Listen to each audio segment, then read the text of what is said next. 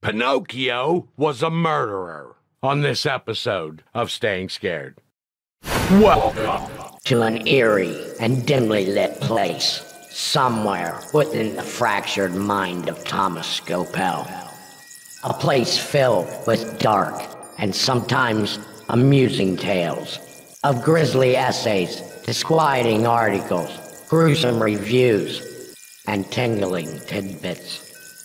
A place where both costume and craft dance the macabre as scary question and scary answer collide.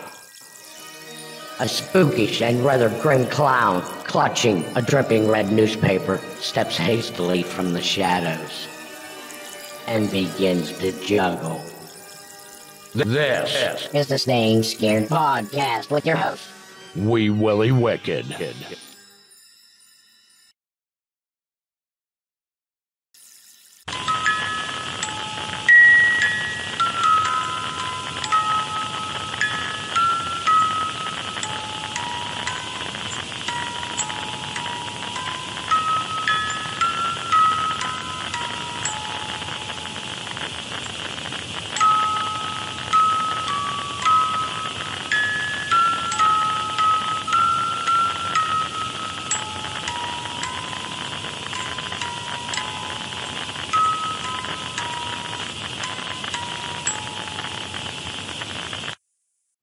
Hi, kiddies, and welcome to the very first Staying Scared podcast. I'm your host, Wee Willie Wicked. This time, not only am I going to tell you the true story of Pinocchio, the kid was an asshole. We also have a chilling review of Agenda 21, the Harriet Parks and Glenn Beck novel. We have a flash fiction piece that just might get under your skin, and besides the usual tidbits, wait a minute. This is our first show. You don't know about our usual tidbits. Oh, boy, are you in for a treat. Let's get it started with our exclusive interview with Frankenstein in our Interview with the Monster series on the Staying Scared podcast.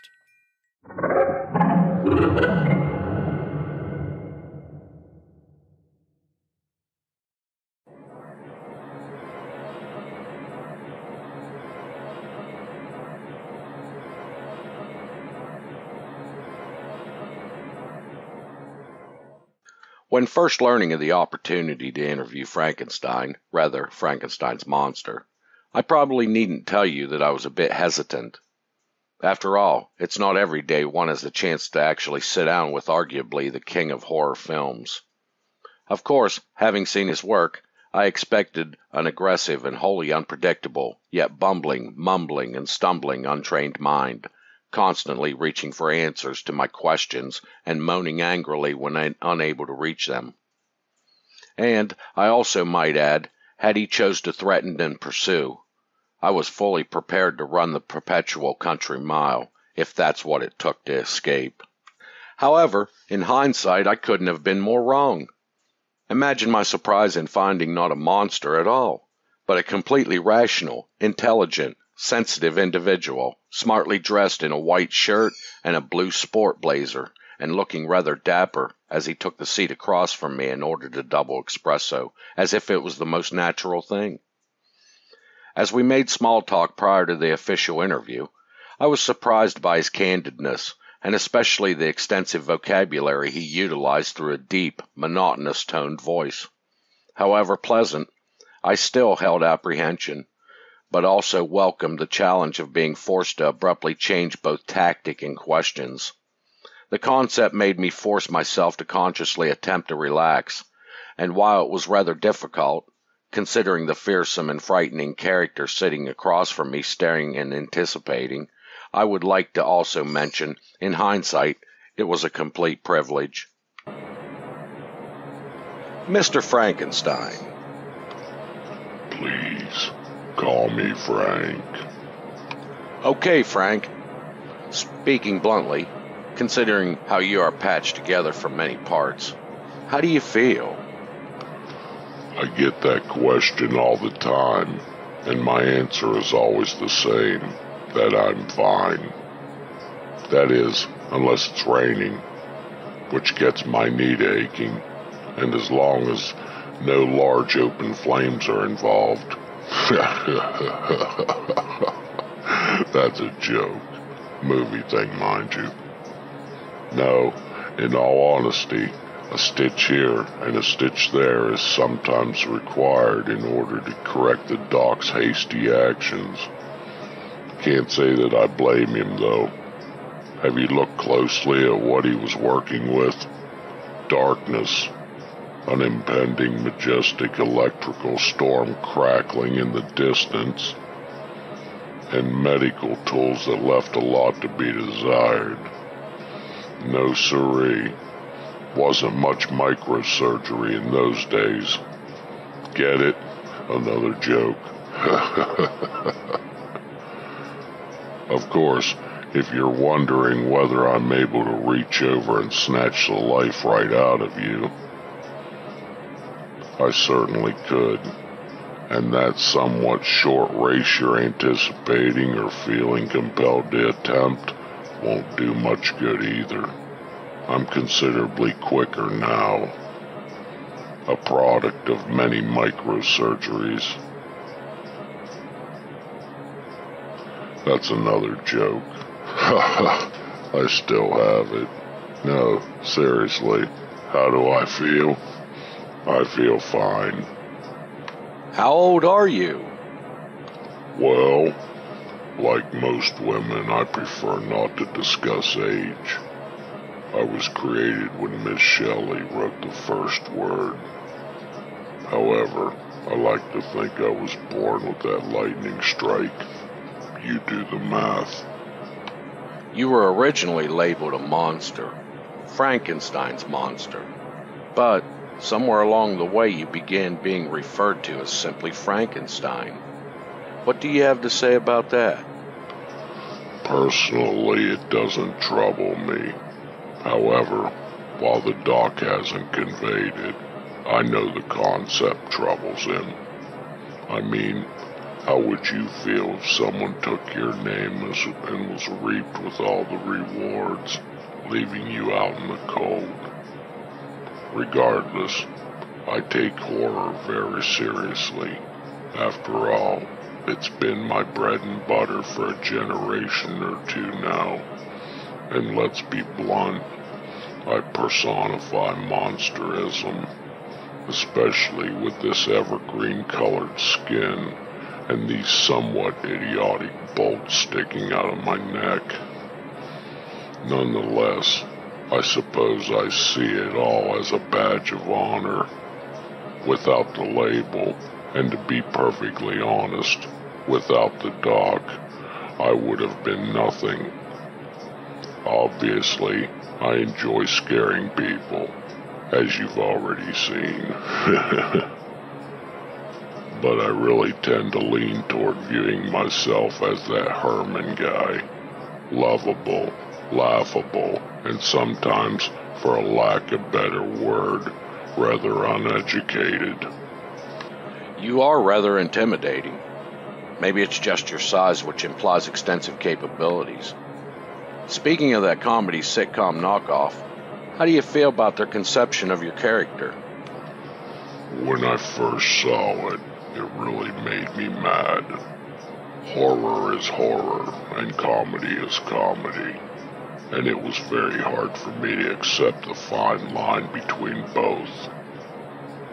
However, after viewing a few episodes and realizing the popularity involved, I simmered a bit and changed perspectives, realizing and even appreciating that they were at least keeping my character in the spotlight, regardless whether it was comedic. And I have to admit to developing a bit of a crush on Lily. Boy, is she a hot vixen. She can bite me any day. Not like the Lancaster chick. And, as most everyone knows, I have no children. So, both Marilyn and Eddie would be simply perfect in personifying my delusions of grandeur. Something a father wannabe would be proud of. Let's change course a bit. We've never seen you eat anything. What are some of your favorite foods? Well, I like most everything, but my taste buds never fully developed, and so I'm unable to fully enjoy standard cuisine as most folks, and I primarily seek out texture. Somehow, that seems to make up for the flavor loss. Strong flavors I can partially detect, and I tend to pursue those. And there are a number of items that I avoid too, not because I dislike them, mind you, but because they dislike me and cause a terrible case of indigestion. My body doesn't digest well, and so I typically stick to fruits and vegetables only for nutrition's sake. On occasion, I'll tempt fates and have a thick, juicy cheeseburger loaded with onions and eventually end up wishing I hadn't. But it never stops me from a repeat performance from time to time. And, speaking of onions, they're one of those strong flavors. Same with garlic. Of course, after ingesting them, I do have a tendency to reek. With your well-known fear of fire, do you barbecue? Yes, but it's always with a gas-type grill. None of that charcoal and lighter fluid for me. Too much opportunity for mishap. Now that you brought it up, while I think I may detect a slight smell emanating from you, it's not all that strong or repulsive. Sort of a new car smell. Do you harbor a death odor? And if so, how do you combat it?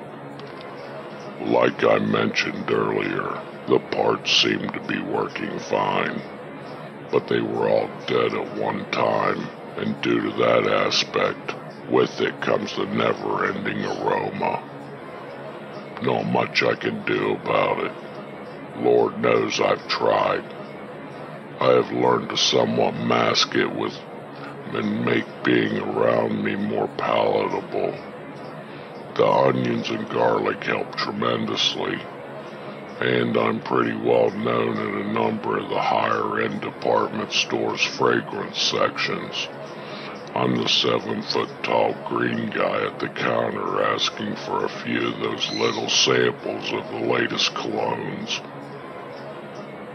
Usually, after the salesgirl's initial fright, she reaps me with them.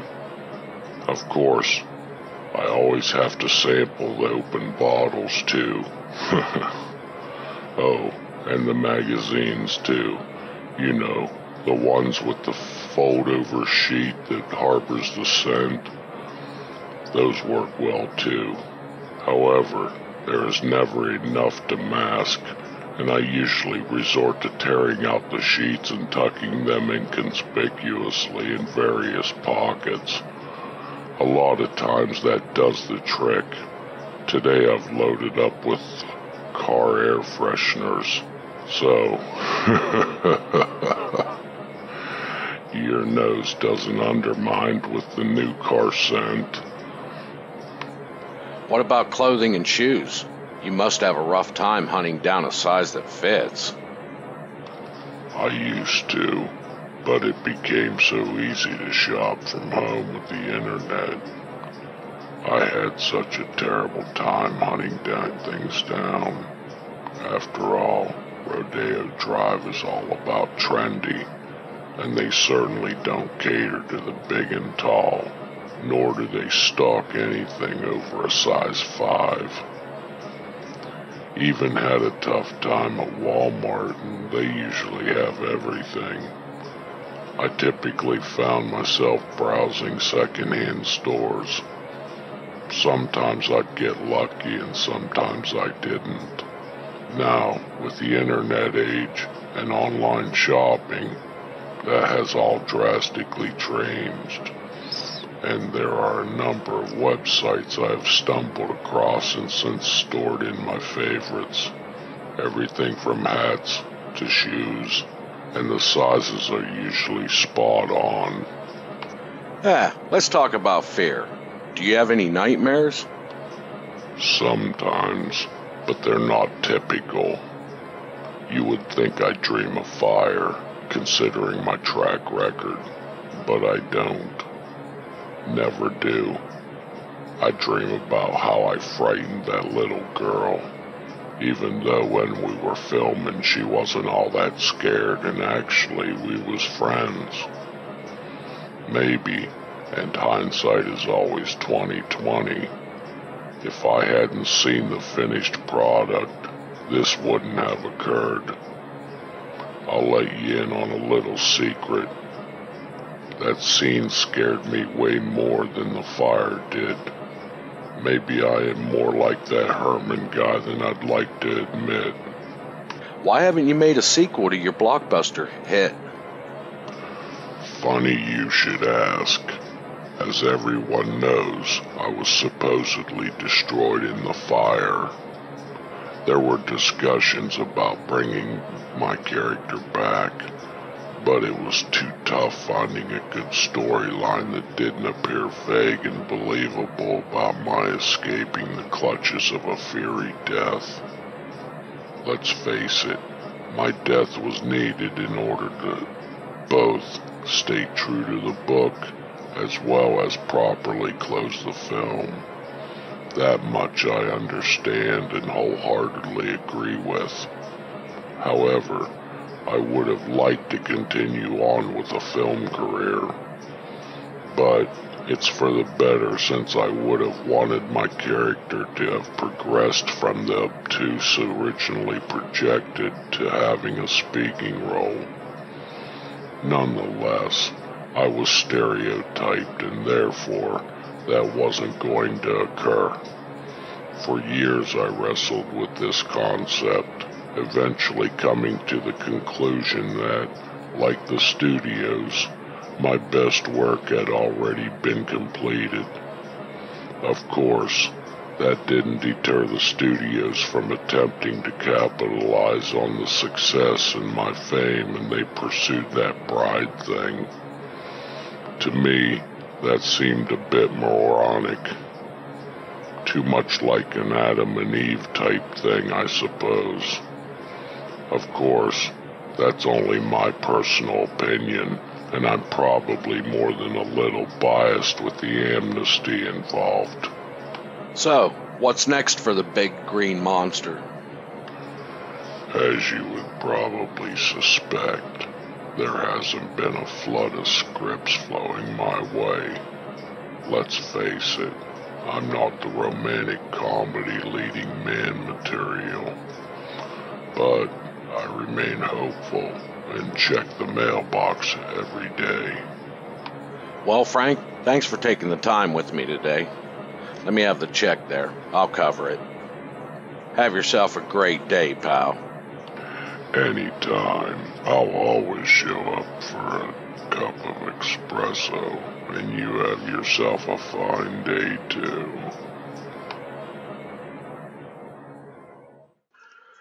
To be honest, I couldn't help but feel melancholic at how abruptly I ended the interview. Somehow, throughout the interview, I began to feel sorry for the big lug. But it wasn't strong enough to override the fact that had he wanted to, he could have easily reached over the table and snapped my neck like a twig. That intrepidation was what forced the issue, and with each step I took away from him, the fear and stress lifted, dissipating completely only after hearing the diner's door hiss closed behind me. That was until I recalled the Dracula interview I had scheduled for next month and realizing that darkness would not be a negotiation, but a certainty, and simply wearing a turtleneck sweater probably wouldn't suffice.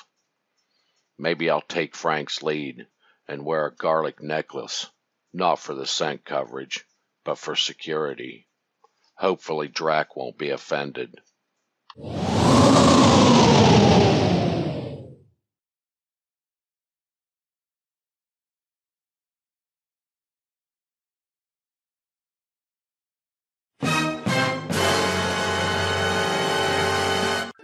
you had 2 wives. The first one died from poisonous mushrooms. Poisonous mushrooms? That's horrible! Yes. Well, what happened with the other wife? Ah, she died from a skull fracture. A skull fracture? That's even more horrible! You wasn't swinging an axe, was you? No. Okay, well, that's good. But how'd she get the skull fracture? She wouldn't eat the mushrooms. They're coming to get you, Barbara. Looking to make something quick for dinner? Kids are yelling that they're hungry? Don't have time to make a full meal? Look at all the pretty colors. Try new unicorn meat. It's an excellent source of sparkles. And quick, too. Unicorn meat. There's magic in every bite. Look for it on your grocer's shelf. Forget what you heard about Chicken Little and the skies falling, because there is way more than that coming out of the sky in Texas. There's this lady mowing her grass, and a damn snake falls out of the sky, of all things, and lands on her. Now, it's coiled around her arm, probably trying to bite her. At least that's what she said, but she wears glasses, so it kept hitting her glasses. God bless. Oh, boy, that's a YouTube video there. But not only that, a hawk came down and wanted its snake back. You can't make this shit up. Oh my God. Wow. Another piece of scary news, and then we'll get right to it. The coaster in the Carolinas, I don't know exactly where, I was just reading about it, and it's got a crack in the beam. But they have since fixed it, I guess. Can you imagine you're in the front car of that? Because most people like to ride the front car. I always wait for it. Here we are. We're climbing the hill. Clackety, clackety, clackety, clackety, clackety. And it's getting higher and higher, and down there's getting farther and farther. Clackety, clackety, clackety. Anybody that's ridden a roller coaster knows this feeling.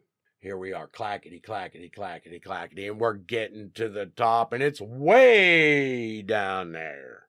I mean, way down there. And you're getting ready to look down this slope, and you know this thing's going to take off at 70 plus miles an hour, and you look over, and you notice a big crack in the beam. Talk about scary. But there's a crack in the beam. Now, immediately going through my head, because I got a sort of an engineering background, I guess, I'm wondering if his track's gonna hold on to the beam. Or is it gonna wobble, split apart? Am I gonna become Final Destination? Part 3, of course. Wow. Scary news. Well, let's get to it. Flash pieces can be downright creepy. Simply plant the seed in as little words as possible and let imagination fill in the blanks. Selected in 2013 as a daily at Flashes in the Dark, this piece just might get under your skin. Bugged. His painted face loaded with fear, the chief warned us to avoid the island, having the peak hidden by the clouds. But the lure of treasure was far too strong. We should have listened. Like clockwork, the itch began again, this time starting in the center of my palm, aligning perfectly on the head and heart lines. We should have listened. And, although experience had taught that light scratching would soothe little, I still tried. Just as that old monetary premonition adage of an itchy palm crossed my mind. We should have listened. And, just like every other time, desperate for relief, My dig increases. Pain and comfort clash with purposely long fingernails, and soon they pack tight with tainted red flake. We should have listened. There probably should be some solace for it being within reach this time, and not, say, in the middle of my back again. But there isn't. Those routines are horrendous. The worst. Terribly painful, but mostly liberating. We should have listened. Quite immune. At first sign of bother, they flee and delve, and tonight the abscon flows through the wrist and up into my forearm. As usual, I give chase, leaving deep scratches and long red streaks in its wake. The worms are moving again.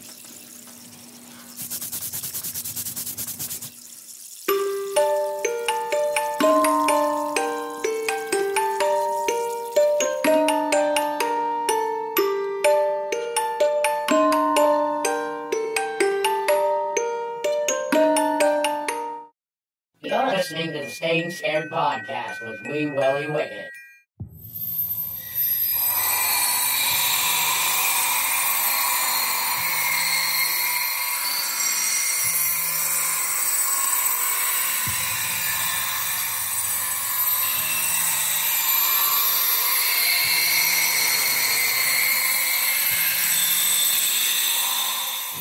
Now, Agenda 21 has lots of similarities to the Hunger Games and vice versa. Why? Because it's a post-apocalyptic. And in post-apocalyptic, there's only X amount of scenarios you can really have. Most of them deal with being oppressed, and you want to be unoppressed. So there's just different tellings of it, different angles. Thus said, this is my book report on Agenda 21 by Glenn Beck and Harriet Park. If you get a chance to read it, I highly suggest it. I give it 4.5 creepy peeking clowns. Once known as America and now called the Republic, there is no president or Congress, no courts, no freedom, and the authorities dictate every aspect of their lives. Citizens have only 2 duties. 1, create clean energy. How do they do that? There's a board that they walk on. They have to walk X amount of distance, which creates X amount of energy. There's a meter that they watch, and once the meter's full, only then can they stop. And 2, create human life. Everything else, according to the authorities, is not needed. And those that can't contribute or unable to walk the pad are taken away for disposal. It's a rather bleak existence, one where various colored scarves and markings dictate position. Food and water are rationed, and wildlife and earth reign supreme. Emmeline, an 18-year-old who shares an assigned, small and cold, concrete living space with her real mother, a saddened woman who harbors Republic hatred but is powerless to change it, and her chronically tired bus box, a mode of transportation pulling father, dutifully walks her energy board daily and pairs for conception purposes as the authorities deem fit. Far too young to recall the lifestyle transformation, it is the only world she has ever known.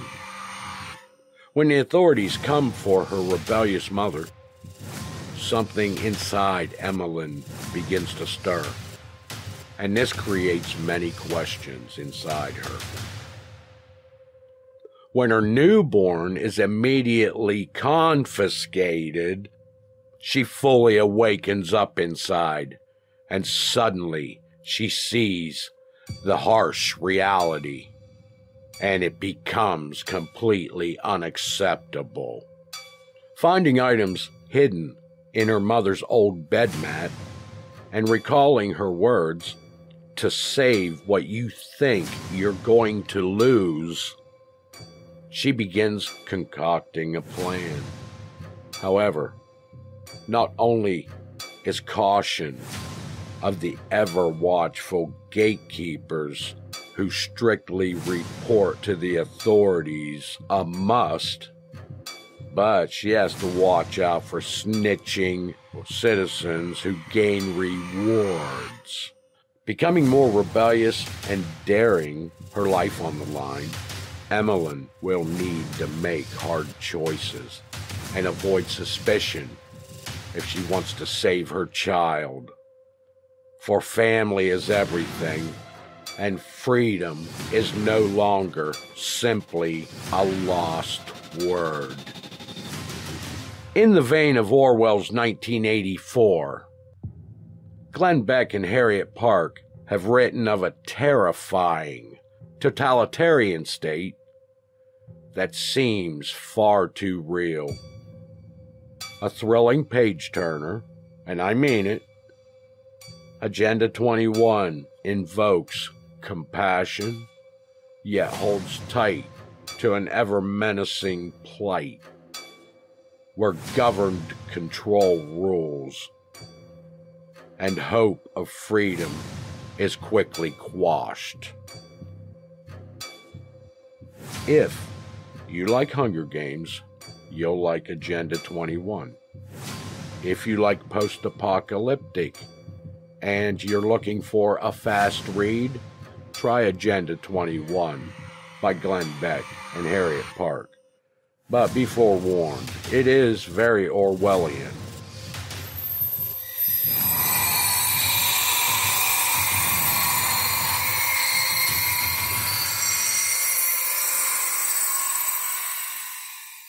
Tales like Pinocchio, Sleeping Beauty, and even Snow White have origins that are far more sinister and were actually intended for adults. Being one that loiters in the shadows, relishing clocks that toll midnight, the disturbing and ominous side tends to offer more appeal. Be forewarned, and take heed, my fellow fiend. If your perception of these characters are innocent, delightful, and pure, and you prefer to retain them unsullied, stop right here, for to continue will surely shatter any notion. The tale surrounds a happy-go-lucky wooden boy whose nose grows when he lies. Along with the cricket having a beautiful singing voice, the two live merrily. Truth be told, derived from an 1881 to 82 newspaper serial written by Carlo Coletti, the only similarity is that the boy was named Pinocchio. Entitled The Adventures of Pinocchio, the boy was far from nice, and that cricket was not named Jiminy. Lacking compassion, at least until the very end, he was a child who frowned upon being corrected.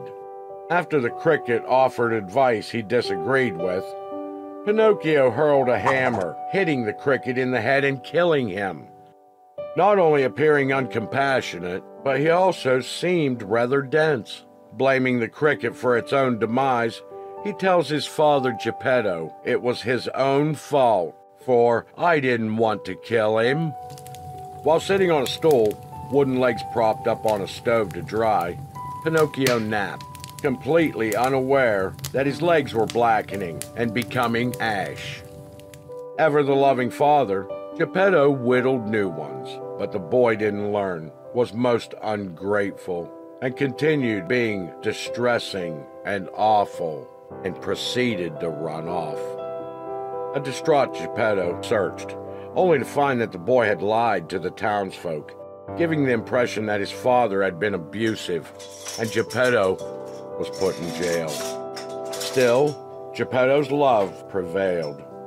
He sacrificed his only coat to buy a book so his son could attend school. Pinocchio sold the book for theater tickets. Returning as a ghost, Cricket again has noble advice, recommending that Pinocchio avoid the unsavory, who claim that planting gold coins will grow a tree of gold. Again, Pinocchio fails to take heed, and the insalubrious ones hang him by the neck in that tree. Coletti had intended to finish the tale there, but he didn't, introducing the blue fairy to save the boy's life. Maturing, the boy settles and begins to take care of his elderly father. Appearing again, the cricket reminds Pinocchio of the hammer. Under the impression that the cricket was there to exact revenge, the boy pleaded not to harm his father and to have the hammer thrown at him instead. Not throwing the hammer at all, the cricket reiterates the need for folks to be nice, courteous, and kind, and Pinocchio never forgot.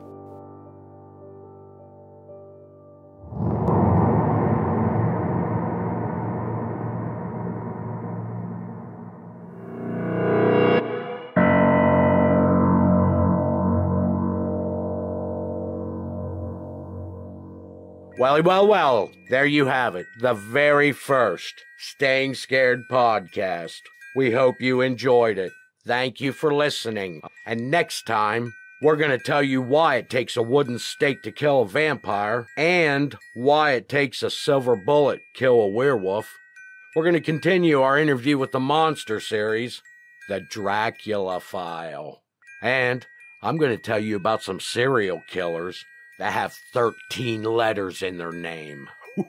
Feel free to stalk us on social media. You'll find us.